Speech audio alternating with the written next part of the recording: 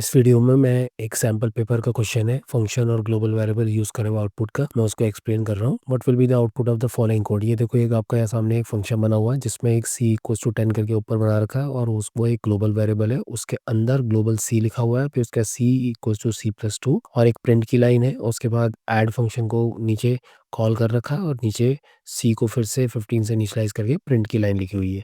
तो हमें ये 1 और 2 ये दो लाइन का आउटपुट बताना है और ये 4 इसके आंसर्स हैं। इनमें से एक आपका करेक्ट आंसर है। जो येलो वाला कलर है वो आपका इंटरनल जो आपका अंदर वाला जो प्रिंट है उसका है, जो फंक्शन के अंदर है, और जो रेड वाले जो आंसर आ रहे हैं वो आपके जो आउटर में लिखा हुआ है बाहर प्रिंट उससे आ रहा है। सबसे पहले स्टेप में क्या हो रहा है, हम सी इक्वल्स टू 10 की बात कर रहे हैं। ये एक हमारा क्या है, ग्लोबल वेरिएबल है। इसका मतलब ये है कि कोई आप ये आपके फंक्शन से ऊपर आपके आउटसाइड फंक्शन डिक्लेयर्ड है। इसका मतलब ये एक्सेसिबल और मॉडिफाई हो सकता है कहीं भी इस पूरे प्रोग्राम के अंदर। इसके बाद हम क्या कर रहे हैं, हम सीधे नीचे वाली लाइन में आ रहे हैं जहाँ पर हमने ऐड को कॉल किया है। ये वाले जो फंक्शन हमने यहाँ पर ऐड लिखा हुआ है ये हमारा क्या है, कॉलिंग पार्ट है। यहाँ से हमने इस फंक्शन को कॉल करा है जो ऊपर हमने डिफाइन कर रखा है। इसके बाद ये यहाँ से कहाँ जा रहा है, स्टेप 3 में ये आपका ये जो डेफ ऐड करके फंक्शन बना है यहाँ आ रहा है। उसके बाद आप इसके अंदर जितनी भी रखी हुई लाइन है उन सबको एक एक कर आपका रीड करता जाएगा। सबसे पहले इसने क्या करा, इसने ग्लोबल सी को आपका रीड करा। ये ग्लोबल सी क्या करेगा, ये हमारे को इसमें बता देगा कि ये जो अंदर जो सी डिक्लेयर्ड है ये एक लोकल वेरिएबल नहीं है, ये ग्लोबल ही है।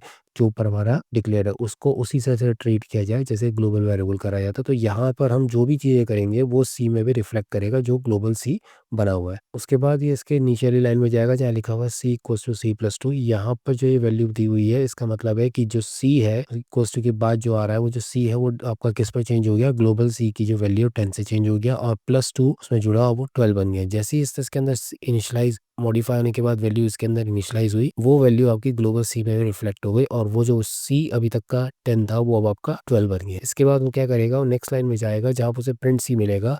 तो अब जो मॉडिफाइड वैल्यू सी की आपकी बनी हुई है वो आपकी पहला आंसर आपका वहाँ पर डिस्प्ले होकर आ जाएगा 12, और उसके बाद एंड के बगल में क्या लगा हुआ है, हैश लगा हुआ है। तो उस पे अब ये जो 4 आंसर आ रहे हैं उसमें से आपने ये देखना है कि किसमें 12 हैश करके आपका साइन आ रहा है, तो आपको सी वाले में मिलेगा। इसका मतलब बाकी जो 3 है उसमें जो आंसर आ रहे हैं 12% और 15 हैश और 12% वाले ये हमारे आंसर नहीं है। तो इसमें तो हमने तीनों में क्रॉस लगा, लेकिन हम पूरा इसको एक्सप्लेन करके बताऊंगा कि क्या हो रहा है। जब ये यहाँ पर से प्रिंट हो गया उसके बाद ये फंक्शन से बाहर हो जाएगा। बाहर होने के बाद जब नेक्स्ट स्टेप आएगा तो वहाँ पर सी इक्वल्स टू 15 मिलेगा। इसका मतलब ये है कि अब जो ग्लोबल है उसको आप 15 से इनिशियलाइज कर दो। जो अभी तक का 12 वैल्यू थी वो अब आपकी 15 में चेंज हो गई। जिसका मतलब अब सी जो है वो आपका जो ग्लोबल वेरिएबल है वो 15 हो चुका है। उसके बाद जब वो नेक्स्ट स्टेप पे प्रिंट सी में आकर के उसको फिर से डिस्प्ले करके दिखाएगा तो वहां पर आपका 15 आ जाएगा। उसके बाद उसमें कौन सा साइन लग जाएगा, परसेंट का साइन लग जाएगा। तो आपका कौन सा आउटपुट बिल्कुल करेक्ट है, आपका सी जो है वो बिल्कुल करेक्ट आंसर है।